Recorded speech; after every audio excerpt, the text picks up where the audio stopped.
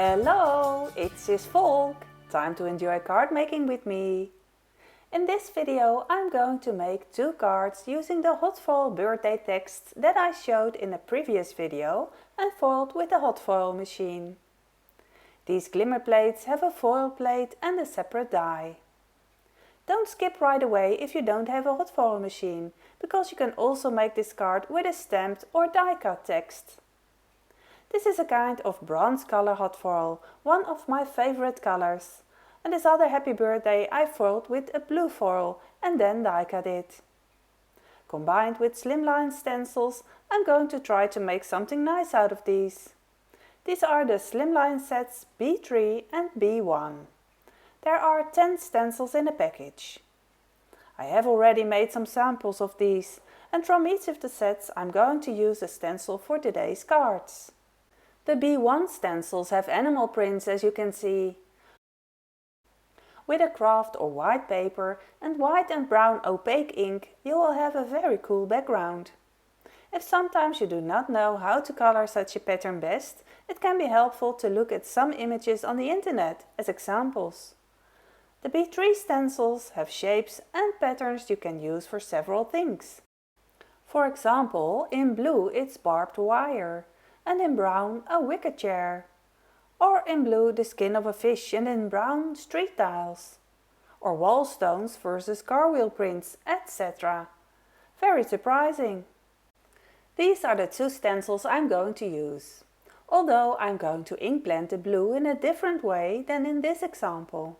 Because here it's blended from top to bottom, from dark to light, and I'll do it more randomly. You will see in a moment. This brown tiger print I'm also going to use, so that one is from the B1 series. I partially blended the background with Vintage Photo Distress Oxide without a stencil. Not the whole panel, you can see the edges remain partly white. Over that I used black soot ink to blend the stripes with the stencil. This gives the effect of a real tiger. I used fairly thin paper, but smooth paper. I trimmed the panel for the card so it would fit on the slimline card, but a little bit smaller, leaving a white border. It will be 20½ by 10 cm, but a little bigger or smaller will do, as long as it is equally smaller than the card on all sides. I have a plastic foil bag here that I normally keep my cards in to protect them from dirt and dust before mailing them. It's just a thin, sturdy piece of plastic.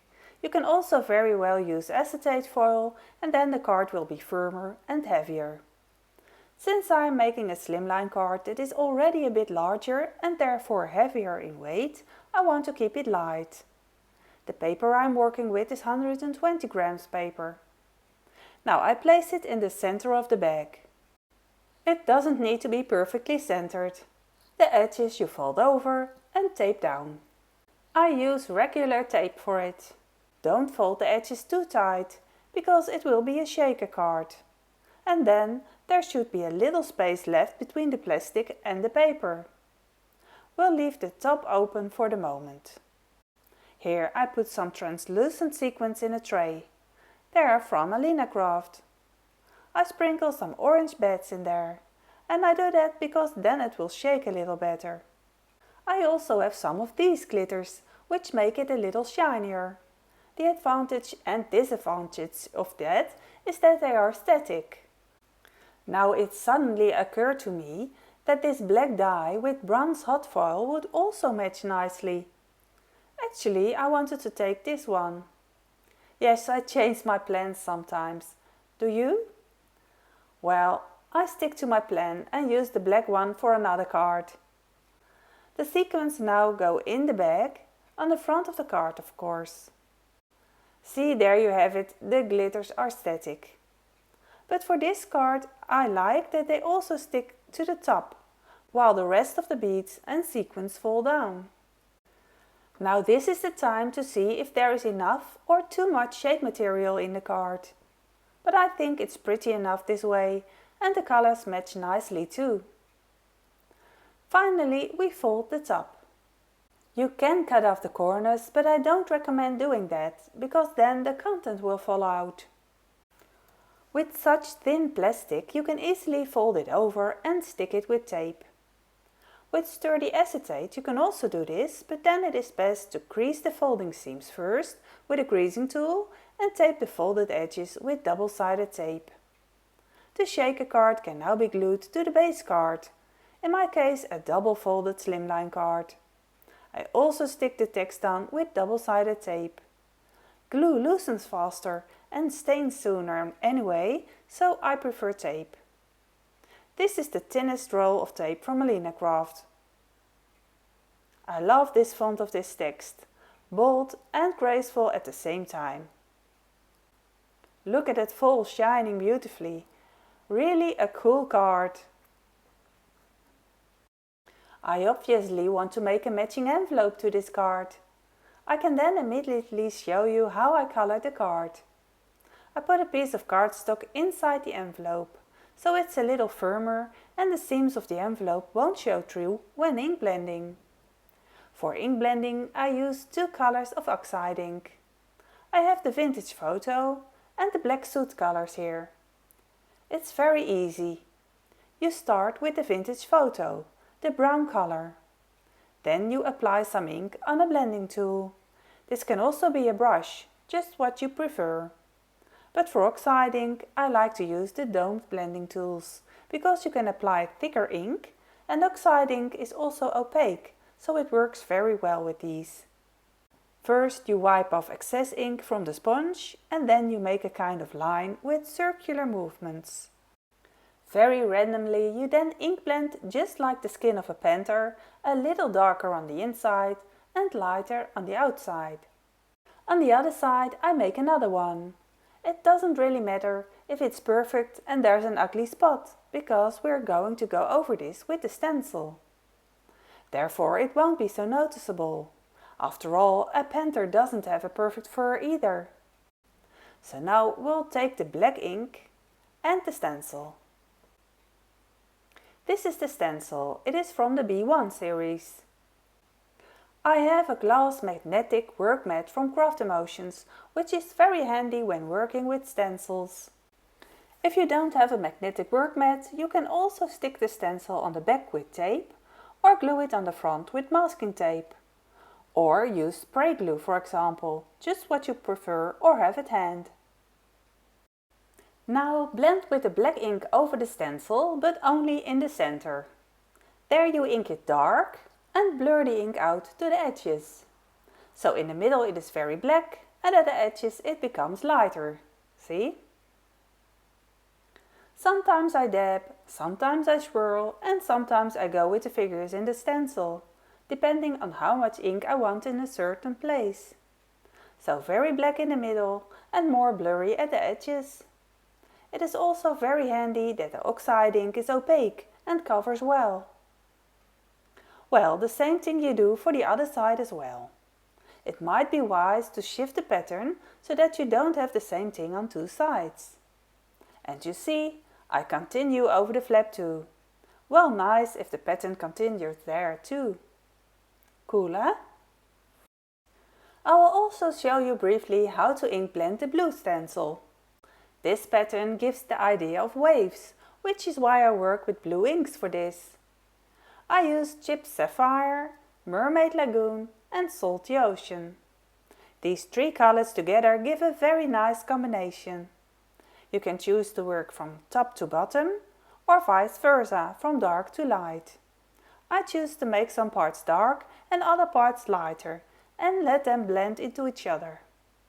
Now I do have to hold the stencil a little bit and move with the strokes, otherwise I pull it loose. It is a stencil with a very open structure, but that doesn't matter. If you really want to lay down such a stencil perfectly, you could attach it with temporary spray glue. I have now applied the light color blue on 3 parts, adding some Mermaid Lagoon. Next I let the colors blend into each other. With a stencil like this, I don't think you can easily go wrong. If you make something that looks like water, it'll get pretty quickly. Finally I apply some dark blue, very lightly, and work only on the edges. The pattern is longer than I need, so any part I don't like as much can be cut off later. For a little more contrast, add some more dark blue. It is always better to start light, then briefly peek at how it looks, and then apply more ink if necessary. With some more light ink, you can have the ink blend in. See, now there is a little more contrast. I'm going to cut this panel to size and make a shaker out of that too. The same way I did with the other card. I always make my card base out of A4 paper. I crease the seam of the card with a scoring board at 10.5 cm. For this I use the metal creasing tool from Alinacraft. You fold the valley fold over to the outside. This seam you fold crisp with a bone folder. It can also be done with your nail. Or with a rounded edge of scissors. But a bone folder is easiest. The remaining overhang is then cut with scissors or a trimmer. I save the remaining pieces to use again for stamping or hot foiling sentiments. This way I have a 10.5 cm by 21 cm card. I already cut the blue panel at 9.5 cm by 20 cm, leaving a nice white border. I'm going to fill this shaker with the same sequins from Alinacraft. I mix these with blue beads, again to make shaking easier. The shaker is now sealed with tape, and to stick it to the card now, I'm using double-sided tape from Alinacraft again. This roll is almost used up. It is a 50-meter roll, so it lasts a very long time. I do make a lot of cards, so then it runs out faster, of course. I have 3 different sizes of Alina's tape. I shall show them to you. This is an 8 mm wide tape. It has 50 meters on it. This is the 3 mm tape, and again it has 50 meters on it, and this is the 5 mm tape.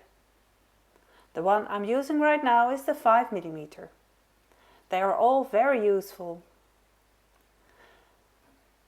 This is the most convenient way to tape up a panel with double-sided tape. You pull off a small piece of the protective backing at all corners, place the panel where you want it, and you can still move it around a bit. When it's well in place, you press the corners, and then you can pull off the protective backing. This dark blue hot foil goes well with the dark blue background. To me, this is a fun and easy light-weighted way to make a nice shaker card. And I like the shininess a lot. I have already inked part of the envelope, still with some extra dark blue ink over it. I create depth and contrast, and it matches the card very nicely again. With this envelope I forgot to put a piece of cardstock inside before blending. Do you see that it created an unattractive ridge? The flap I forgot to blend with it. Fortunately, this is easily solved by putting a piece of paper under the flap. So you can color it as a loose edge, of course. Isn't it nice when you have a stencil that you can also use to make a matching envelope? Well, this turned out to be the result. You can see a little bit of the seam of the envelope, but I can live with it. Never forget to put a shim inside before inking. The shaker turned out nicely and I am very happy with this hot foil. It fits perfectly. Nice and thin too. This is called a seamless shaker card, by the way. Funny how the white sequins change color and take on the color of their surroundings. Both cards contain the same sequins from Alinacraft. In the top right corner you will find more videos of mine that you might be interested in. If you click on the button I, you will go there automatically. When you create an account with YouTube and log in, you can leave a comment. I would love to read that. I make these videos for you and hope you enjoy watching them, and also hope you learned something from them. Of course, it makes me very happy if you use my affiliate links. There are links that redirect you to Alinacraft store on Aliexpress, but there are also links to Amazon. By using my affiliate links, I receive a small percentage commission. So thank you very much in advance for clicking on my links. Alinacraft sells lots of types of stencils and also many different colors of hot foil. Thanks for watching and I hope to see you soon. Maybe as a new subscriber to my channel. Bye bye!